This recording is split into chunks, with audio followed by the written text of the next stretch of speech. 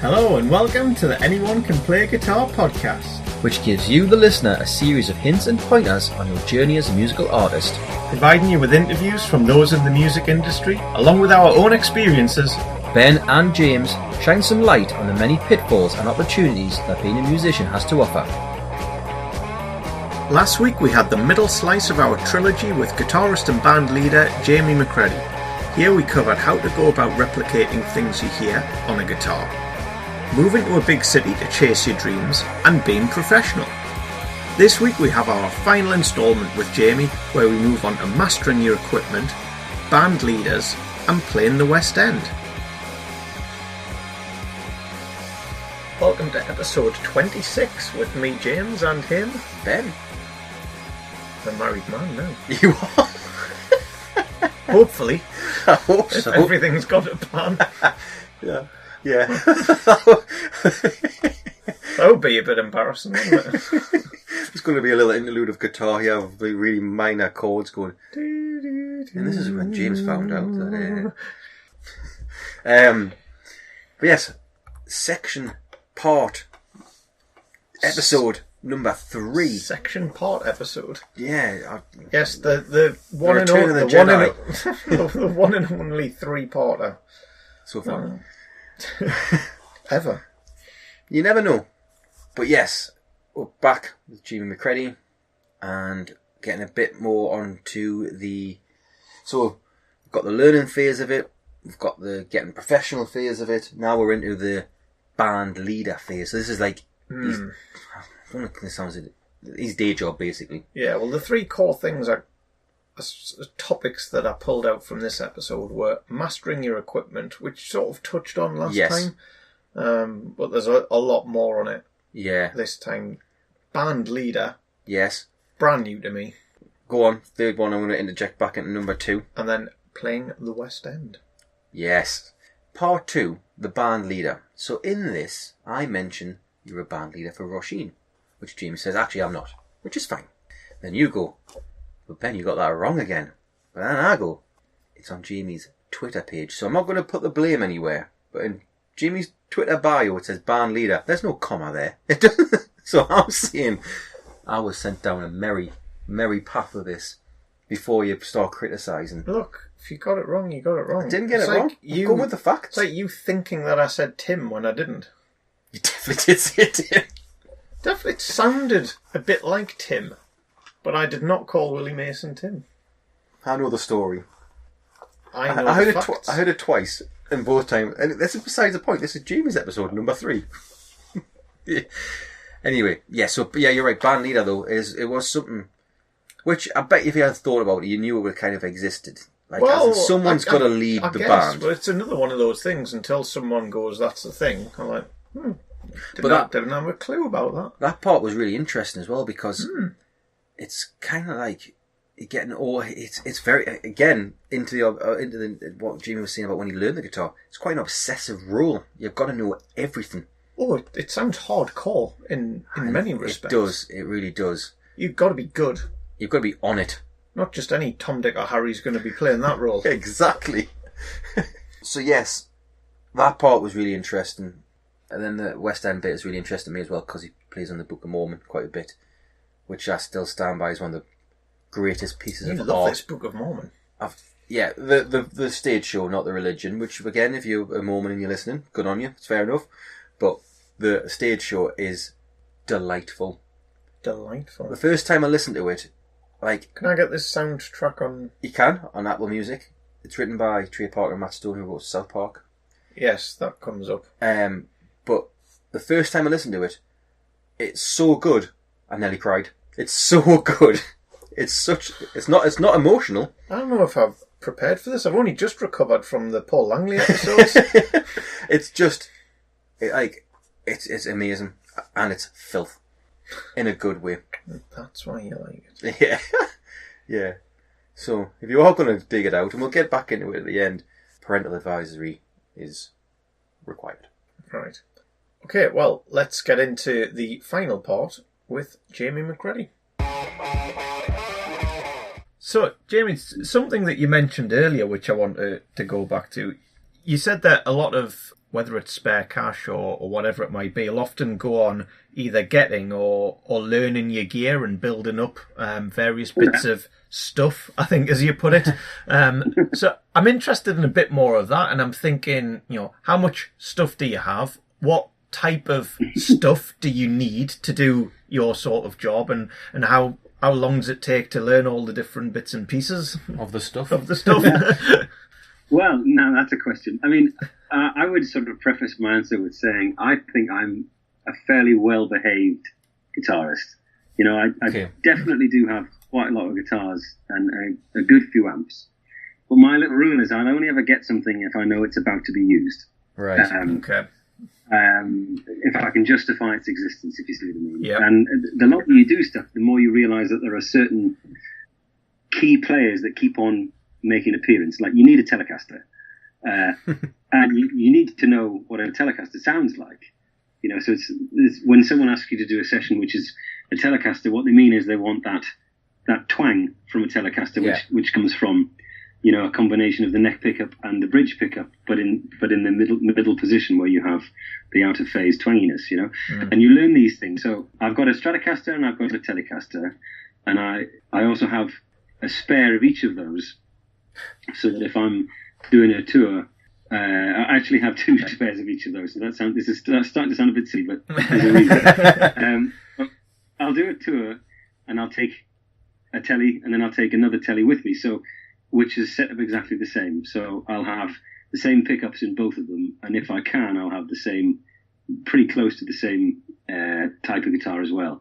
And I always modify my stuff as well. Like, I put locking machine heads on things, and I put Callahan bridges on stuff, and do whatever you can to make the thing weigh a bit more so that it resonates a bit more. And I tweak things. So I tweak in pairs and things. So I'll take a guitar with me. So if I break a string, then I can, depending on the gig that I'm on, I can either pick up another guitar which is the same, or on some gigs which are a bit higher profile, then there'll be a guitar tech there who will do that for you and give you your guitar, and it's exactly the same, so you can continue. So if you don't have two of the same guitars for that, then you're not sounding like you're supposed to for records. So I have a few tellies, and I have a few Stratocasters, because they're de rigueur, you need them all the time. And I've got a Gibson 339 and a Les Paul, and then a whole bunch of acoustics and lots of jazz guitars and stuff. But really the answer is I have one for everything that I've been asked to do, and then on the slightly more rock and rolly things where you're likely to break a string, I have a spare, if you see what I mean. Okay. And I know I'm digressing because it's dead easy to start talking about gear, and I like talking about gear. But amplifiers these days, I've spent a long time learning how Kempers work and fractal AXFX things work, and I have a studio in South London which I run as a guitar specific place to come if people want some guitar put on their records. And technology these days is such that you can use some of the modern developments to emulate not just the sound of an amplifier, but the sound of specific amplifiers through history. And the emulations of them are so good these days that with a bit of care, you can get exactly the sound you want, So I've spent a lot of time learning about impulse responses and cabinet emulation and pickup types, string types, the things that, that bridges are made of to make a guitar sound right, and wood types and all that sort of stuff. And it goes on and on and on and on and on. And it's but it's fascinating if you're interested in it. Then it's not boring, and it's not a headache. It's just knowledge is power, and the more you know, the more you have at your fingertips, if you see what I mean. So lots of pedals. I've got lots of guitar pedals. Again, I have pretty much one of everything of those, and then a couple of spares. And I don't know. That's kind of it, I suppose. But that makes sense, I guess. You buy something that's needed rather than right. There's however many pedals. I'm just going to go out and buy all of them, because there's probably some key ones that that come up in 90% of the sessions or whatever it might be. So that makes sense. It makes sense, because one of the main reasons I bought a second guitar for us live was because I'm left-handed, and when I snapped a string, I was snookered. So yeah, right. Yeah, so like other people can snap strings, and if you're playing a gig with 4 other bands, it's easy to kind of just borrow your guitar for like 3 tracks or whatever while we're finished with set. But for me, it was kind of a case of you see another left-handed guitarist, 1 in 20 gigs. So that's one of the main reasons I bought it, and that served a purpose, but also I wanted to buy that specific guitar because it was nice. Okay. So yeah, that makes total sense. Absolutely. And the thing is, if you buy tons of stuff all in one go, then you become, well, I mean, sort of to change a popular phrase, you become, like a jack of all pedals, master of none. You need to spend quite a long time on one bit of technology or one thing so that you learn what it does properly. You need to learn how a tube screamer works and where to put it in your signal chain, and what kind of valve amp to put it in front of to make that work, and then you fiddle about with pickup types to see how they respond through that signal chain, and then you go, okay, well, wonder what happens if I put a phaser in here, and then where would I put that within the signal chain? And you've got to do these things incrementally, I think, because otherwise you don't know anything about anything other than you've got a shelf full of cool stuff that you can't use. Yeah. No, that makes sense. I think we could probably do a whole separate episode just on talking about stuff. Yeah. Well, we've got a whole episode on pedals, haven't we? So one of the... I'm conscious of time, so one of the main things I wanted to just touch on, when I read up about yourself on your website, about being a band leader for like Roisin Murphy and other people. What does band leader mean? Because the 2 questions I've got associated to it is, do you write with Roisin or whoever, or do you just arrange, or are you the manager of the band? I'm totally bewildered of what it means. So I'd just like to know what that means.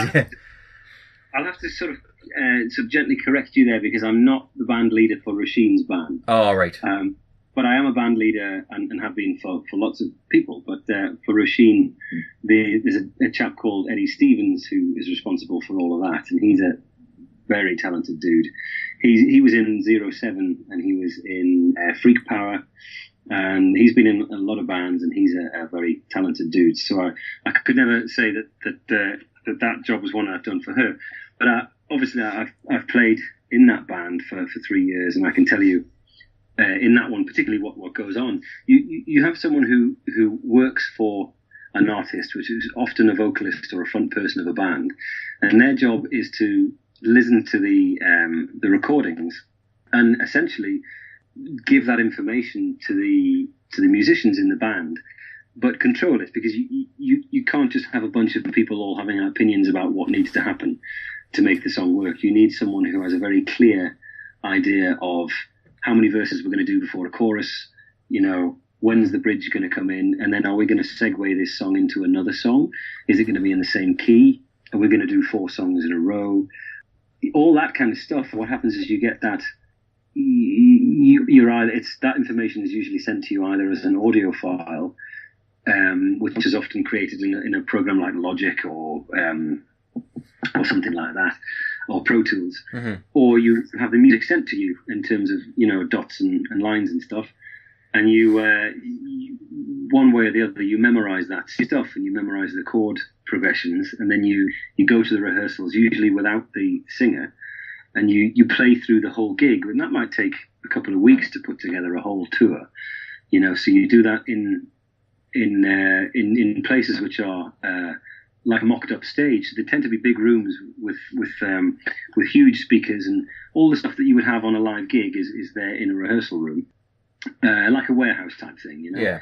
And you work through the whole thing to figure out what's going to work, what's not going to work, and particularly with something like Roisin from Moloko, her stuff is extremely complicated. So there's a lot of, there'll be one moment where I'm playing guitar, and then there's a moment in the set where I'm playing a piano foot controller. So I'm playing guitar and playing piano with my feet at the same time. Right. And that's not normal. But that's a way to try and solve a few problems where you have a couple of samples or triggers which need to be placed at certain times.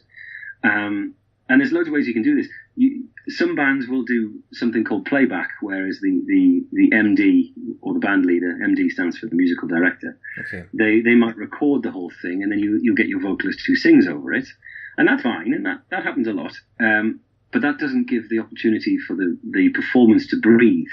It is a certain length, the dynamic is a certain thing. It can't get any louder or quieter because it's, recorded, pre-recorded, and off you go.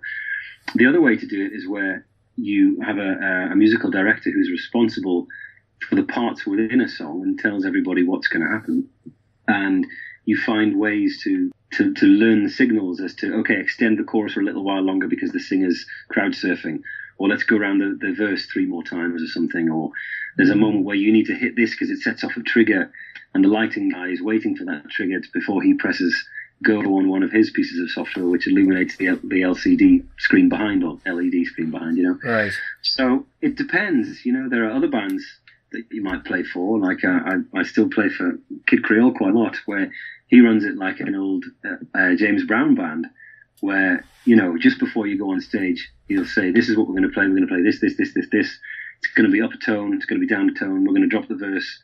We're going to do it from the second chorus. Okay, let's go. Off you go. And then you just play it straight through like an old school band would do from the 60s. Right. Or the 70s. Whatever. And it's, but usually there's someone in charge who is, who everybody has to agree to pay attention to, because otherwise it's absolute chaos. And for my own thing, for my own band leading, I musically direct for a few other artists as well. So in that instance, I prepare the sheet music for people. Like if you've got a gig and then someone's poorly, you still need to do the gig. Right. So you call up someone who is really badass and can play, and then you say, right, you're not going to get a rehearsal. You just have to do the gig. Here's the sheet music. Off you go. And usually, if they're worth the salt, they can play it. And it's sort of band leading and musical directing falls into the category of just preparing stuff to make sure it works, and heading off things that could potentially make a gig fail and making sure it doesn't. Okay. So how many established bands or otherwise have people that do this sort of role? So I guess and this is interesting to me, because I guess in my simple mind, you'd have a band that'd get up and they'd play what they want and what they want whenever, and then that would be it. But I guess it's interesting to hear that obviously for some acts there's a lot more science, in the sense of, right, well, to your point of, if someone's going off and typically crowd surfs during this point, well, what do the rest of the musicians do during that period? Or if scenario X happens, then what do we do? So does the artist or the band sort of give any direction to what the band leader would then go off and shape? Or how much is in the band leader's remit? Or well, it's different for every situation. You get some people who are absolute megalomaniacs. Yeah. And that's a very good thing, because those people tend to be very aware of how they want to represent themselves as the front person of a band. I mean, I have so much respect for people who go out as the front person of a band, because they are, I can hide behind a guitar and then I can close the case and I can go home and I can have amazing memories of playing arenas and playing all around the world and all that sort of stuff. And that's fine. But a singer, they're the front person of that band. So if it works or if it doesn't work, it's kind of all on their shoulders. And the most successful ones are those who know what they can do and what they should delegate, kind of thing. So with some people, if we take Roisin for example, she has a beautiful voice. And what she does is she will talk to Eddie Stevens, the musical director, to say what it is that she wants at a particular time. And she may not necessarily have the vocabulary to talk about, okay, well, this is an A minor 7 chord, but we're going to put a G sharp on the top and make it an A minor major 7 chord. Right, okay. Yeah. The kind of, you know what I mean? But the MD knows how to translate that to the rest of the band. Or you might get someone who's the front person of a band who does know all of that. There's a couple of jazz singers that I play with on the scene down here who will turn up, they'll give you their charts, and they'll tell you what key you're going to do it in. They'll tell you that we're going to play, the last 8 bars, the chorus before we come in, and then we're going to modulate to B flat kind of thing. And they know everything about everything, and they're amazing to play with because you turn up and you do what you're told, and that's makes the job easier, I guess. Yeah. Well, it makes it easier, but it makes it more exciting because it's hard, because it's easy. It's really easy to play what you're already good at playing, but when someone says, right, we're going to do it like this, no rehearsal, let's go, you have to try to play it the way they want you to play it, and I really like that. It's great fun. So it kind of changes with all the various people that you get a chance to play with along the way. Some people,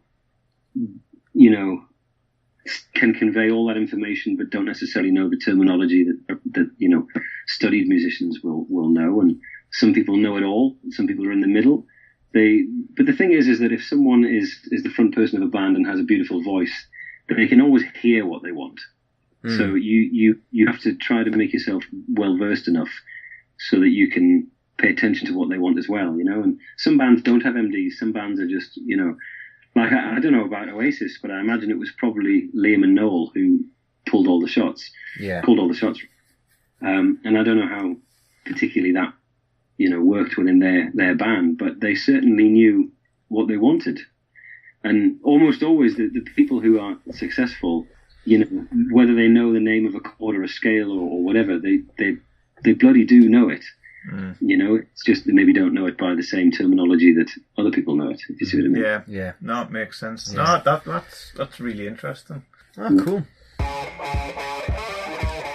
Aside from the good cause section, we had wrapped up the interview with Jamie at this point. However, such is his passion for talking about music, the conversation continued a bit longer. We got onto the topic of the West End and his involvement playing on the Book of Mormon, and we agreed to start recording again. And in the West End, there's a certain number of shows which are happening at a time, and you can't expect one person to play it all the time, because they could get poorly or ill or whatever. So you if you get on the scene and people get to know you somewhat, you get a chance to dep on them, which is a pretty terrifying thing actually, because you get no rehearsal for it. You have to learn the how the conductor conducts. So you get sent a video where you watch the conductor and you learn what his movement's been, and then you have the music sent to you and you learn the music. And then when you get there, you have to play their guitars. And these shows, they're always the same. They always have 4 or 5 guitar changes per tune, and then you have to operate a foot, like one of those multi-effects foot controllers with your feet. And it's, it's really good fun, but it's damn stressful if you haven't done your homework. And in the early days of me learning how to do that sort of stuff, I stuffed it up and learned quite early on that you really must do your homework. I think I sort of misjudged things when I was a bit younger, and that because I could read, I thought, oh well, I can read this, I can just turn up and do it. But the reality is you can't, because you've got to be looking at your feet to press the right button. You've got to be looking over your shoulder to get the right guitar. You've got to be watching the conductor to make sure you play when he wants you to rather than when you want to. So you can't be looking at the music. So you suddenly find yourself in a position where you're reading music, but actually that's the last thing that you can do. So anyway, so I've done a few of those in the West End. So I play the Book of Mormon quite frequently. Although I'm quick to say the show actually belongs to an extremely talented guitarist called Tommy Emerton. And I played on Thriller a lot and Beautiful. And The Colour Purple when it opened as well, just off West End as well. So I love doing those, but particularly the one that I feel very fortunate to play is Book of Mormon, because I don't know if you've seen it, but it's full of Van Halen references and shredding and stuff that sounds like Metallica. And I tell you what, that score, if you open it, it's just full of semiquavers and it's just pages and pages of black ink, and you kind of look at it and go, oh my lord, that's something your head around. But it's brilliant fun, and it's very funny. I still, I don't know how many times I've played it now, but I still, I smile when I play it, because the humour's, I'm such an absolute South Park fan, and it's the guys who made that. So I'm laughing when I'm playing it, but also, sweating because it's a really hard show to play. But that's great. You're never going to get bored of that. That's a privilege. Yeah, I bought the soundtrack actually on my honeymoon from Broadway of all places. Yeah. And I would say, Jim's going to look at me funny here, but that's probably the best piece of art I've heard in about the last 10 years. Well, honestly, I can see your point, because it's unbelievable. It's a work of art, because the humour is layered. In the same way, if you watch South Park, you can either see it as just silly bum humour, and then be turned off because it, on one hand, looks a bit simplistic, or you can look at it as quite astute social satire at the same time and see that it's layered. And with Book of Mormon, it's the same thing. It's, the music is full of references. It's full of, tips of the hat to Broadway and vaudeville and Van Halen and U2, and full of Paul Simon references. And it's obviously been done by people who really love music and also love humour. And I found the same thing when I was listening to it, when I was learning it. I remember thinking, this is amazing. It's an absolute work of art. I still think that. It's brilliant. Yeah. It always makes us laugh as well, because this person who wrote it with Martin Trey is the same person that wrote the Frozen soundtrack. Is it? So when I'm watching Frozen... Rodriguez, is that right? Yeah. So when I'm watching Frozen with the little one, I'm like, if only you knew what they talk about in Book of Mormon. It always makes us, it makes us giggle inside it. It's really funny about Book of Mormon when you play it, is that most of the musicians face away from the audience, towards the stage, if you like, but underneath the stage. You can't see it. But the guitar on that one in the West End, anyway, is the one where you're looking at the conductor, which means you're looking at the audience. Yeah. And that's one of my favourite things when I get a chance to play that show, is when a song comes on like Hasadiga Ibawai, which, your readers research into that as they like. Yes.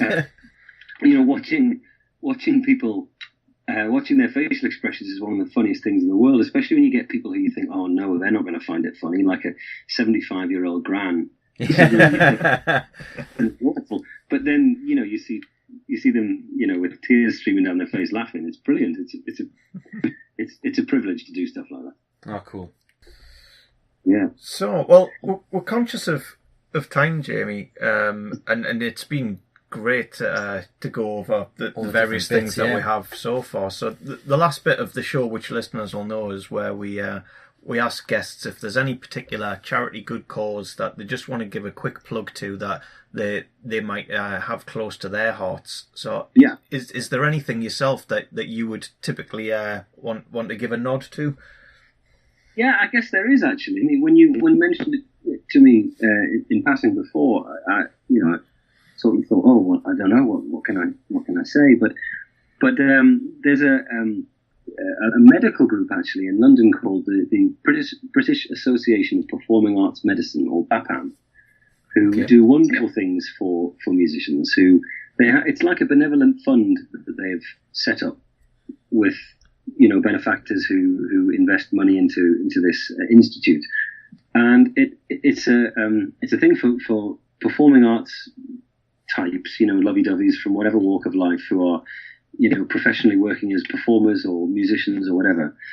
And it's a way to go and see a specialist very quickly to help you overcome any medical issues. Now, I've had quite a lot of problems with my hands actually over the years, and I was getting frustrated with just the NHS couldn't really deal with what I required because it was a very specialist thing.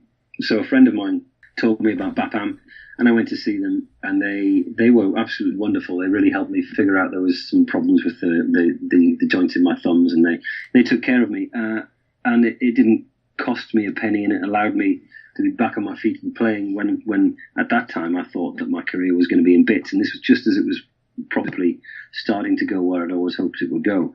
So I'd really like to say a public thank you to those guys, because it's lovely to have that opportunity. Mm-hmm. But also because I think they are a fundraising organisation, that might be a nice way to draw a little bit of attention to them, and hopefully a way to help them raise a few more funds for other people who are in similar situations. And I know that's a very musically niche thing, and it's not necessarily a charity that will benefit all of society, but it's rare that you get an opportunity to mention the help you've had in a certain niche instance. So I think that's probably worth talking about. Yeah, definitely. Totally valid. Yeah, absolutely.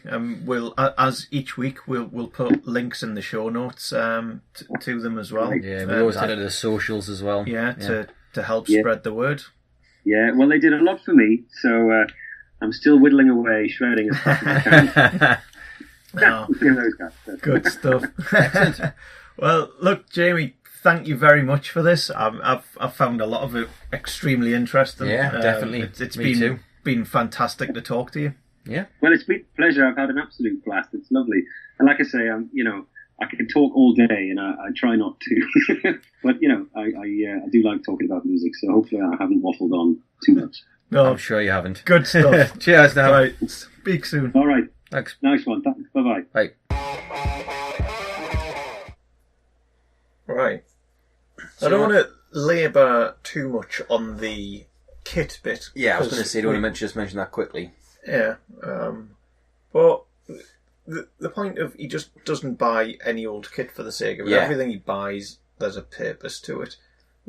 So That makes total sense, because again, like the driving that we spoke about in last week's episode, if you're buying, I don't know, a certain tool, which could be a tuner or an overdrive pedal, if it's an overhead, it's an actual overhead for his business, which is music.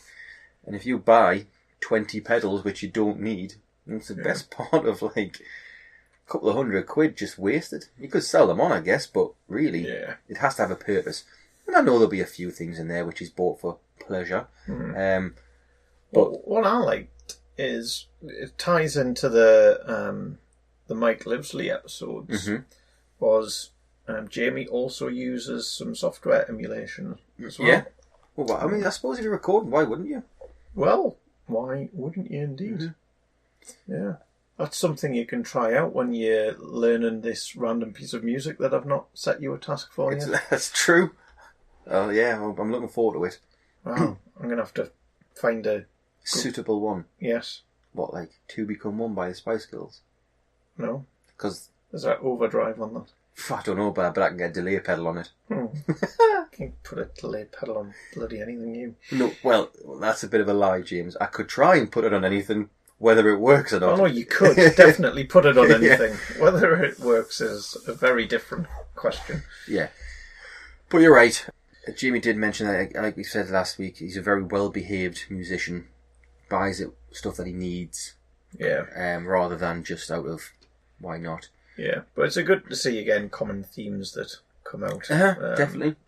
So let's move on then to the band leader bit. Yes, this is like the main part of this episode, really. Yeah.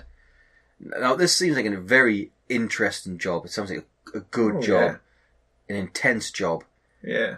But if you have the right artist that you're supporting, I bet it's a really good job as well. Right? Oh, definitely. It was interesting that the band will often practice weeks and weeks and weeks ahead of a tour without the main act. Yeah. Just to get things absolutely spot on. Tight as. Yeah, and that'll involve all sorts of stuff that, again, one of those classics makes sense when someone says it. So if artist goes off into the crowd, or if artist sort of ad-libs, or then, right, here's the amount of cycles that we'll do with this rhythm section, or... Yeah, it totally makes sense about that commitment as well, because let's say it was our band and one of us messed up. We're a gang, weren't we? So like we've all messed up. We're all in it together. If Jamie was to mess up on Glastonbury live on BBC with Roisin, you can probably bet, depending on how good of friends they are, there might be another guitarist there next time he plays, because he works for her more than anything. I'm not suggesting that's all hyperbole, but he works for her. He's not part of the band, as in what, if I was to mess up, I'd get an earful off of you. But well, we've been through this before. I would have struggled to sack you because I would have had to have found someone else. Exactly. Then you have to get someone else in. Then you had to, are you your mates? Do they have the same ethos as you? You haven't been through. Do they live over the road? Yeah, exactly. But that's where I can totally see. So I, when he was talking about learning it, and but I was thinking, oh, what if he had there's no manoeuvring in that. But then he did say, in the next breath. This is your fear of failure coming back out. No, it's not like... I quite like the fact that you could take a song out if you think, actually, this gig's really upbeat. We've done it a couple of times where we took the slower ones out at the last second to confuse Rob, but also just to take them out at the last second, because this is the vibe of the night, is very upbeat or whatever. Or these songs aren't working, maybe your voice was like, I don't know, you may have a sore Broken. throat, so you might not want to have done the more shoutier songs, the faster songs. So you could do that. So I'm like, ooh, well, if it's set in stone, where's the spontaneity? But then the next breath he did say, you got to let it breathe, and if the person goes into the crowd, you could like how many cycles and that, all that. I've written it down, that level of signals and telepathy almost with the people in the band to go, right, yeah, yeah. Well, that made me laugh, because the amount of times when we were on stage and there'd almost be some nods and winks. That was just to tell Rob to change what he was doing. It's chorus, Rob. It's chorus. I remember there'd be times where I could see one of you like making eye contact with the other, and maybe he's giving it a nod or something, and the other person nodding back. And I'm thinking, I'm fairly confident that you have no idea what they've nodded about, and you've just nodded back to acknowledge the fact that you've seen them nodding at you. Like, you're right. You're right. No one's any further forward with knowing what we're trying to convey to each other. I mean, do you have proof of this? Well, it's probably true, to be fair. But yes, I suppose they have to, if they practice, let's say, for 2-3 weeks solid before they go out and tour with a band, whether Jamie's leading it or not, they have to know it inside out. So the band leader or the musical director, as you also mentioned, are in charge, and it's like they are the boss. Yeah. Obviously you have your say, but they are the boss, and what they say goes, and the order, and you don't want to play your hits too early or too late or whatever. They know everything about it. They'll have sets, I guess, for, like, I don't know, like a festival half-an-hour set compared to a 2-hour headline show. Yeah. So there's lots going on. Yeah. And, like, yeah, there's lots of going on in my job, but that's much more interesting. Not so much just lots going on. There was one point, I made a note of this. There's a moment in the set where I'm playing a piano foot controller. Yes. So I'm playing guitar and piano with my feet at the same time. And as Jamie said, that's not right. I was like, yeah, I mean, I could barely get the right pedal.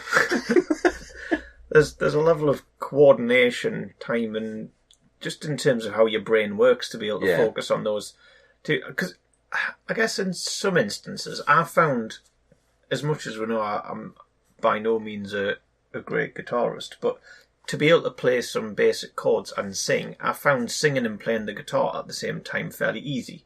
Whereas I've spoken to other people who they find that quite difficult. Yeah. Now, as much as that's came when the first time I did that felt quite natural. The concept to me of playing two different instruments, like for example, if I tried to play the harmonica and the guitar at the same time, game over. Yeah. Definitely, yeah. And I don't know, there's just in my mind there's, right, I need to know notes for one thing and notes for another, so that's two sets of notes, and my brain just goes, no, can't compute. No notes. Yeah, and you get no notes. As opposed to, well, some words and some notes. You're in the melody, because if you're playing chords and you're singing in a melody on you, can cope with that. So it's definitely a certain skill set, and Jamie clearly has it in abundance. Yeah, and like you says, if you are going to practice for months on end before you head out on tour, you will get the hang of it and know when certain things happen and what the night's going to be like, letting the night develop and breathe as he described it. But I bet you it's, I wouldn't say tense, that's quite hard, but I'm probably wrong. But I bet you there's certain parts in the gig where you're like, I'm not too sure where this is going to go next. where we are absolutely, we know exactly every note that we need to play next, we know where it's going to go, but the singer's just like having one of those nights where they're just absolutely loving it and they're in the crowd every 2 seconds, and that does take a level of skill to like go, right, I'm playing the keyboard, the piano with my feet, the guitar with my hands, I'm looking at the band leader to go, how many more times am I doing this? He's just winking saying, you right, mate? I'm only joking. But I mean, the singer could get something wrong. You know, things that you as a band potentially just can't account for if they start singing the different verse. Like, you know, in terms of knowing the music. So if it's like verse, verse, verse, chorus, and they go verse, and then they start singing the third verse second, and then you're like, are they going to go chorus? Are they going to go straight to chorus, or are they going to sing the second verse third? And like, what do we do? Yeah, Just getting ready for that moment. And like, I know we're talking about like a band leader as in like a supporting a solo artist maybe, but that band leader we mentioned Oasis, or in the example we used, there would be a band leader in bands as well, because someone has to keep the train going on the right track, don't they? So like if you're all like going, yeah, we'll just do that, it's probably going to fall over a little bit. So someone needs to take charge at the gigs, or take charge in the practice room, or what have you. I see what you're saying, but I think for like a 4-piece like or something, how did that work for us? From my point of view, it was like whoever played first would start the song, but then it was almost just the bass and drums then kept everything going in line. Or yeah, but just talking about he's saying there chorus, verse, chorus. There's a story back in the days when Aerosmith were doing what they used to do. They used to always finish on the same song.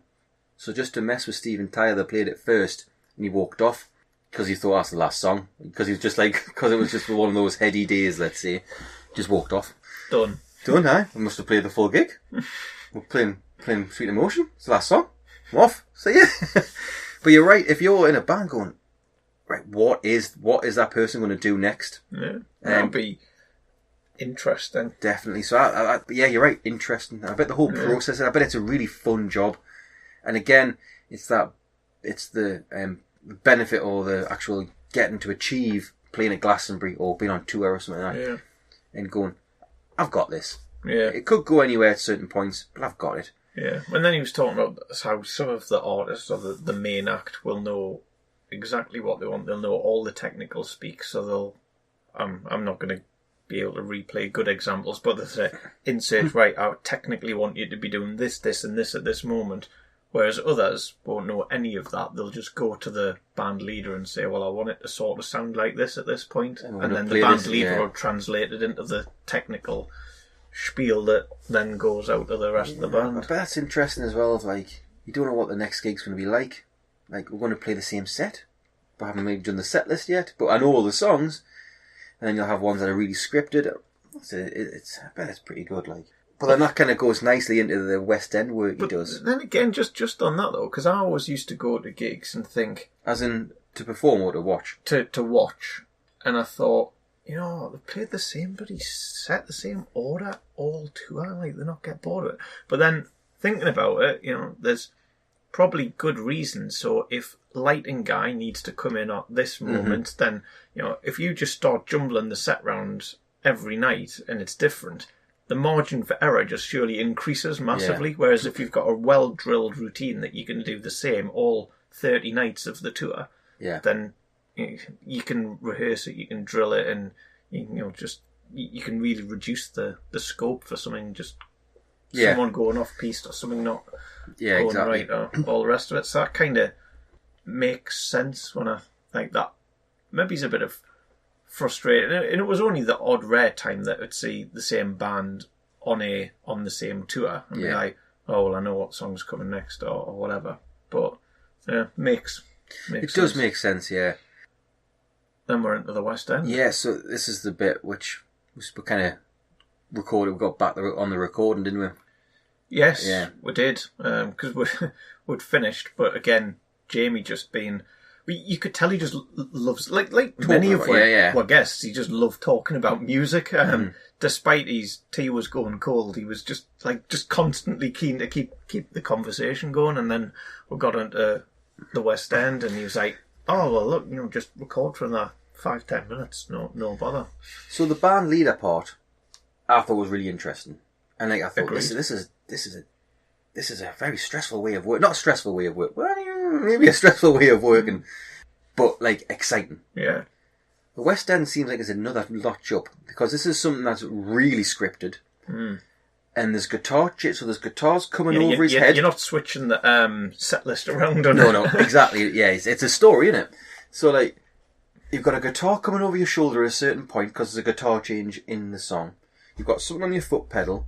You're watching the conductor, who's different from the last night, because that's one goes a little bit faster, and he's got a different intonation on how he does his hands. And as he said, I thought I could just go in and read the music, so I can read music. And that's the last thing you can actually do. Yeah. And I've seen, as I said, that the sheet music for Book of Mormon, for example, and that, I'm like, there's a lot of notes in there. There is a lot going on. That is just intense, and I suppose it makes sense to, like, again, going back to his professionalism, having the car, being ready to go at any point, more or less, is benefit, because it's on it's 8 shows a week, isn't there, in the West End? Yeah, we're saying if someone gets ill, they need someone to fill in. And and you need to know it, or just turn up and go. I just don't know how.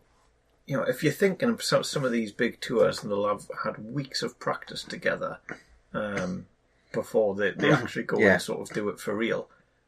If you're just then called up, someone's ill. I mean, imagine just going in cold. Like, I always think, like, something, for the gig, and you think, I wouldn't be mint if just, like, Noel would pull us out the crowd and I just play, like, Live Forever with him. Knowing I know it, going, I can't remember the chords. I know it starts in C, but where do I go next? Just play with them. Just go off the bass.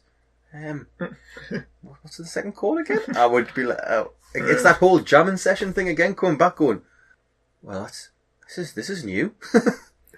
But you're right, and that this is like, it's almost like we've written this one, because really, if you think back to the jamming sessions, that prepares you to go, right, had the call, can you do Book of Mormon tonight? You've seen it once, maybe. You know kind of how it flows. Yeah. But there you go. There's the guitar for the first song. Away you go. Best of luck. Don't get it wrong, because remember, this is the West End, and people pay £50 to £100 a ticket. And this is very successful. It's won Tony Awards on Broadway.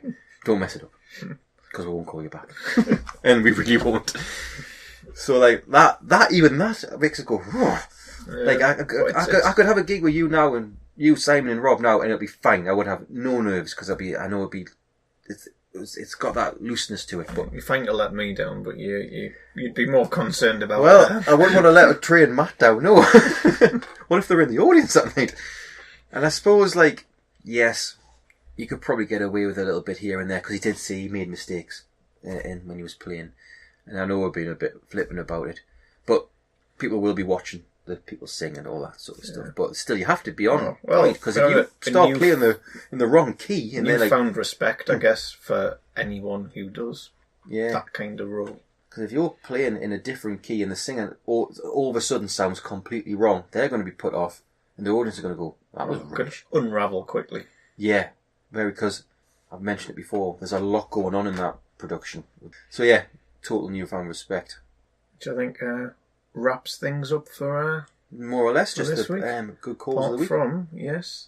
Yeah, so this was something that was very close to Jamie, because it helped him out. Yeah, helped him out as he was just starting to kick on and kick off, and then all of a sudden a guitarist can't use his hands. That's a problem. That's a problem. That is a problem right there.